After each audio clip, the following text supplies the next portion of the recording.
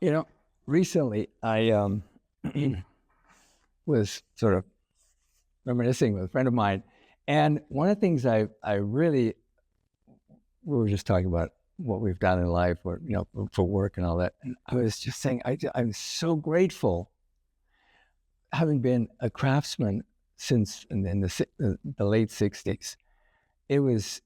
It's been a phenomenal. I just enjoy working with my hands. Now, I've tried other things and, tried all kinds of stuff.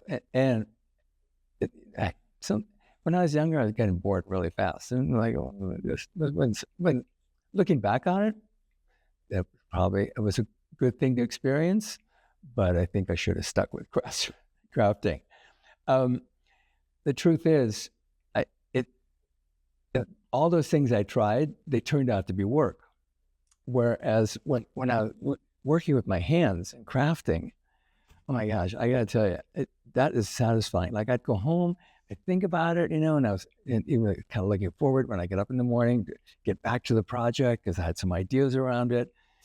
And that's the juice of life. And especially if you have to make a living, which we all do. And that was the thing that brought me a lot of satisfaction. And in the process of that, I said, I want to give a little bit of credit to the craftsmen, just all around us. And first of all, it's important to me. The word craftsman, one of the downside to it I don't like is that's crafts and then man. And somehow it indicates it's men. And just, you need to know, from my perspective, that is strictly just the name of an industry, of a function.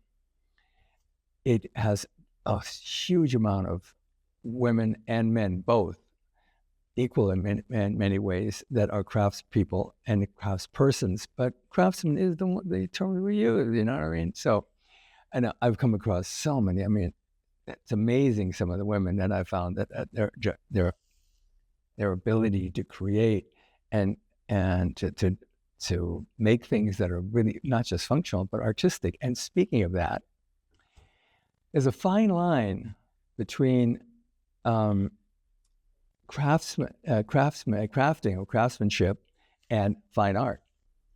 And that line, it crosses constantly. Like flutes, for instance. You find a beautiful flute, you go to someone's house or someone comes to your house and they say, "Oh, what is that? It's a beautiful sculpture." Yes, it's actually a flute. So it's functional art. So in many ways, a beautiful flute is a sculpture, but it also has the artistic side of creating music. And so between crafting and fine art, there's this fine line that keeps moving back and forth. I mean, obviously, fine art, when you're looking at painters, that you're looking at people that are creating. I don't even know how to describe it. I think you all know what fine art is, and that has very little to do with crafting, actually. So that is an extreme of that. That's the big part of it. But when you're looking at other aspects to it, jewelry, it's functional art. Sculpting, it's functional art, because a sculptor, yes, they create these amazing forms and figures, but they have to have the ability, the craftsmanship, to be able to bring that out in a physical form. So there is always that. I'm always amazed at that, because when I used to do art craft festival, there was this is a fine art show and this is a crafting show, and that's like, nah, sorry, you're missing the boat here, because it goes back and forth. And so my definition of crafting, it's very broad, because 100, 150 years ago, really, the craftsman was really valued, because he was part of the society, and they created they create things that were very functional, artistic as well, but baseline, they were functional. They were making furniture, they were making plates, they were iron workers. They were all completely needed. And then the Industrial Revolution came along, and so then all of a sudden machines were used. But really, at the core, the craftsman was still needed because somebody had to make the machines, right? And so that is also an aspect to it, the engineering part of it. So it really, it's always there. That's the beauty of it. And, that,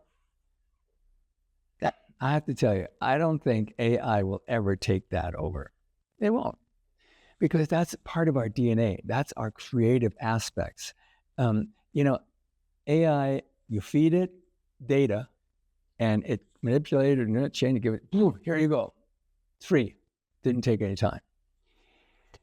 But to really create something that comes from the heart, it comes from your soul, it comes from wherever it comes from, it comes into you, and there it is, boom, and you're able to create it. And that energy and that amazing creative force that comes through us does not come through AI, never will. So I just want to reiterate that the whole concept of the craftsman and the crafting is never going to go away. It's always going to be needed. And it's fascinating in that every one of us has that in us. It's just a matter of whether we decide to use it or not, or to fulfill it. Like, I'll walk down the street and someone's garage is open, and they're in there, and one guy was making birdhouses. And I said, "Oh, wow, do you sell birdhouses?" He goes, "No, I just like making them. I give them to my friends." I went through a school, and it was on a weekend. There was a function, and one of the rooms, there were these ladies making quilts, and I looked in, and she goes, "Come on in," and there were these women making these gorgeous quilts. I mean, just beautiful. And they weren't in their business. They were donating them and to charities and all kinds of stuff. And that happens all the time. And mechanics, I have a good friend of mine. He loves working on cars. And when I hear him talking about what he does and when he does it, he speaks with such passion and such creativity about mechanics, which I've not a clue about, nor do I want it. But I could tell he is a craftsman. Definitely, he's crafting when he works on a car. He's got that in his mind, the creative process. So all of us have that to some degree, whether it's cooking, baking, whether it, seriously, even it's just working around the house, decorating your home, organizing your garage, whatever it is, there is an aspect of us that is highly creative and very unique, and it is part of crafting. So I just want to encourage you to really look at that aspect of our lives. The American craftsman, and when I say American, here's the truth. This culture, this particular country was created by huge diversity of different cultures. I mean, it is beautiful, and that's what makes us who we are. That's what makes all of us much more diverse, and especially in the crafting world, all these cultures have brought us just amazing different values and different ideas. So there's a lot that we've learned from each other. And so when, whether you're going to an art festival or you're going into a store or you're meeting someone, I really highly encourage you you don't have to necessarily buy something from somebody. You can just saying, "Hey, that is beautiful. I really enjoy it. I'm not in a position to do that right now, but man, that's great."